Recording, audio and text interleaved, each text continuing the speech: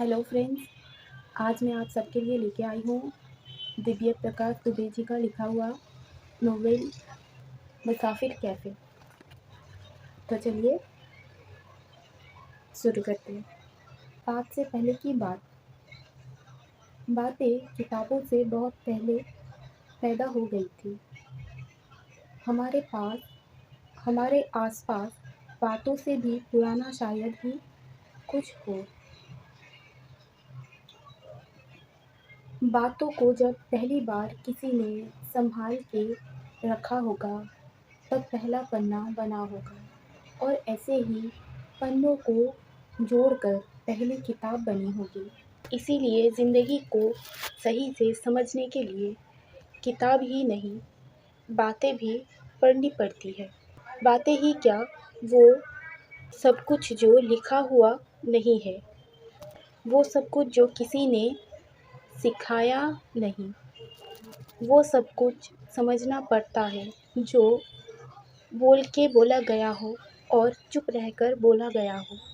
पता नहीं दो लोग एक दूसरे को छूकर कितने पास आ पाते हैं, लेकिन इतना तय है कि बोलकर अक्सर लोग छूने से भी ज़्यादा पास आ जाते हैं। इतना पास जहाँ छूकर पहुँचा नहीं जा सकता हो।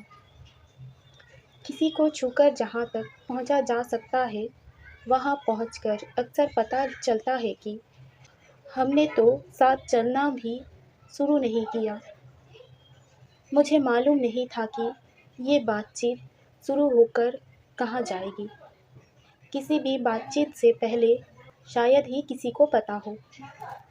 बात से ही कोई बात निकलती है और फिर कई बार बात दूर तक जाती है, तो कई बार डग पर आउट हो जाती है। बातें दुनिया की तमाम खूबसूरत ज़रूरी चीज़ों जैसी ही जो कम से कम दो लोगों के बीच हो सकती है। बातें हमारी शरीर का वो ज़रूरी हिस्सा होता है जिसको कोई दूसरा ही पूरा कर सकता है। अकेले बड़बड़ाया जा सकता है, पागल हुआ जा सकता है, बातें नहीं की जा सकती। दिव्य प्रकाश दुबे जी यहाँ बताते हैं कि मुसाफिर कैफ़े को पढ़ने से पहले बस एक बात जान लेना ज़रूरी है कि इस कहानी के कुछ किरदारों का नाम धर्मवीर भारती की किताब गुनाहों के देवता के नाम पर जानबूझकर रखा गया है। इस कोशिश को कहीं से भी ये ना समझा जाए कि मैंने धर्मवीर भारती के किताब से आगे कोई कहानी कहने की कोशिश की है। दिव्य प्रकाश दुबे जी यहाँ ये भी कहते हैं कि धर्मवीर भारती के सुधा चंदर को मुसाफिर कैफ़े के सुधा चंदर से जोड़कर ना पढ़ा जाए। दिव्य प्रकाश दुबे जी ये भी कहते हैं कि भारती जी जिंदा होते तो मैं उनसे ज़रूर मिलकर उनके गले लगता, उनके पैर छूता।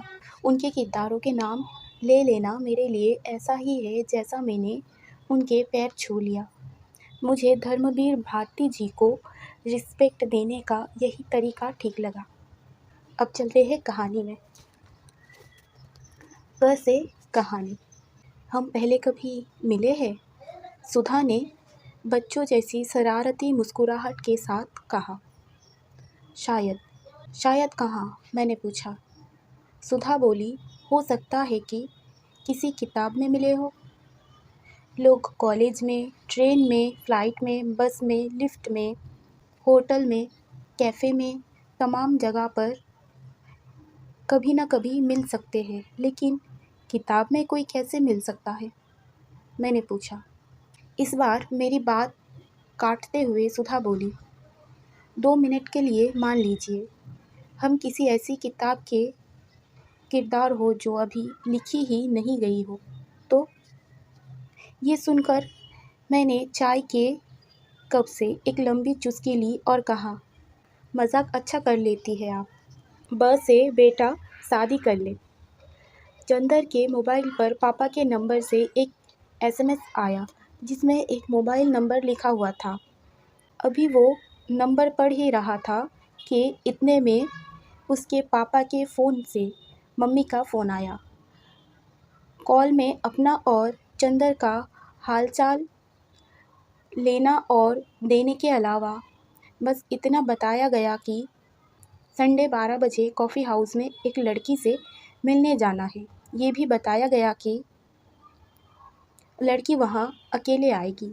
हालांकि लड़की के अकेले आने वाली बात इतनी बार झूठ निकल चुकी है कि चंदर ने ये मानना ही छोड़ दिया है कि कोई लड़की शादी के लिए मिलने अकेले आ सकती है। लड़की के साथ उसकी कोई ऐसी कॉलेज फ्रेंड आई हुई होती है जिसका जन्म आपकी शादी के लिए आपका वाइवा लेने के लिए होता है। खैर, चंदर मन मार कर कॉफ़ी हाउस टाइम से 15 मिनट पहले ही पहुंच गया। वहां देखा तो एक टेबल पर एक लड़का और एक लड़की साथ बैठे हुए थे। उसने घड़ी देखी और सोचा कि 15 मिनट देख ले, फिर 12 बजे फ़ोन कर लेगा। अब जब चंदर अपना मोबाइल बाहर निकाल कर बार बार उसको अनलॉक और लॉक कर रहा था, उसी दौरान उस कैफ़े में बैठी लड़की की आवाज़ तेज़ होने लगी। चंदर को जो कुछ सुनाई पड़ा वो कुछ ऐसा था। अच्छा, तो शादी के बाद अगर तुम्हें 2 साल के लिए अमेरिका जाना पड़ेगा तो मैं यहाँ अपना करियर छोड़ के तुम्हारे साथ चलूँ। तुम सॉफ्टवेयर इंजीनियर को क्या लगता है कि अमेरिका जाना करियर है? नहीं, तुम लोग समझते क्या हो? तुम लोगों को शादी के बाद जब लड़की से केवल बच्चे पलवाने हैं तो वर्किंग वुमेन चाहिए ही क्यों? नहीं बताओ, ब्ला ब्ला ब्ला। चंदर को उस लड़की की बात सुनकर मज़ा आने लगा। वो कम से कम 20 मिनट नॉन स्टॉप बोली होगी। इस बीच में बंदा बस बोलकर उठकर जा चुका था। इसी बीच चंदर की घड़ी पर नज़र गई। 12:15 बज चुके थे। चंदर ने सोचा फ़ोन मिलाकर बता दे कि वो पहुंच चुका है। चंदर ने फ़ोन मिलाया और उधर से आवाज़ सुने बिना ही बोल दिया, हेलो। बस इतना बताना था कि मैं कैफ़े पहुंच गया हूँ, आप आराम से आ जाइए। मैं भी कैफ़े में हूँ। अच्छा, मैं तो कैफ़े में 20 मिनट से हूँ। मैं भी। ए से एक दिन की बात। चंदर को समझ आ चुका था कि ये वही लड़की है जिससे वो शादी के लिए मिलने आया है। चंदर पलटकर उसके टेबल तक गया। इससे पहले वो कुछ समझाती या बोलती, चंदर ने कहा, पता नहीं आपको सुनकर कैसा लगेगा, लेकिन मैं भी सॉफ्टवेयर इंजीनियर हूँ। सॉरी, आपको वेट करवाना पड़ा। I am Sudha. कोई बात नहीं, बहुत अच्छा बोली आप। I am Chander. अब बातें सुन रहे थे? सुन नहीं रहा था, सुनाई पड़ रही थी। मैं बहुत ज़ोर से बोल रही थी क्या? हाँ, और क्या, पता नहीं कहाँ कहाँ से आ जाते हैं। खैर, आप बुरा ना मानो तो एक बात पूछूं? हाँ, पूछिए। मेरे बाद भी कोई मिलने आ रहा है तो आप मुझे बता दीजिए, मैं उस हिसाब से टाइम एडजस्ट कर लूँगा। अरे नहीं नहीं, एक दिन में 2 लड़के काफ़ी है। क्या करती है आप? मैं लॉयर हूँ। फैमिली कोर्ट में प्रैक्टिस करती हूँ। आप कह सकते हो डिवोर्स एक्सपर्ट हूँ। वाओ, मैं आज पहली बार किसी लड़की लॉयर से मिल रहा हूँ। सही में डिवोर्स करवाती हो क्या? सही बताऊँ तो डिवोर्स कोर्ट में आने से पहले ही हो चुका होता है। हम तो बस सरकारी स्टैंप लगाने में और हिसाब किताब करने में मदद करते हैं। क्यों करते हैं लोग डिवोर्स? कोई एक वजह थोड़ी है। फिर भी सबसे ज़्यादा किस वजह से होता है? क्योंकि लोगों को पता ही नहीं होता कि उन्हें लाइफ से चाहिए क्या। तुम्हें पता है तुम्हें लाइफ से चाहिए क्या? थोड़ा बहुत शायद। और तुम्हें? मुझे नहीं पता क्या चाहिए। छोड़ो, कहाँ डिवोर्स की बात करने लगे हम।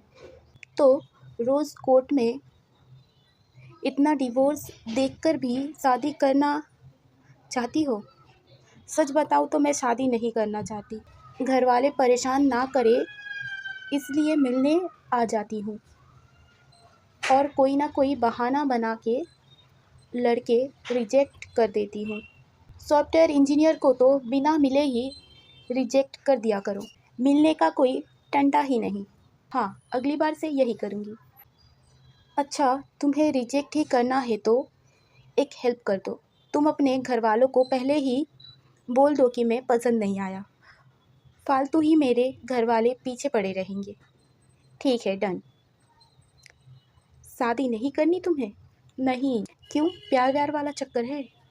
हाँ, शायद नहीं, शायद, पता नहीं यार।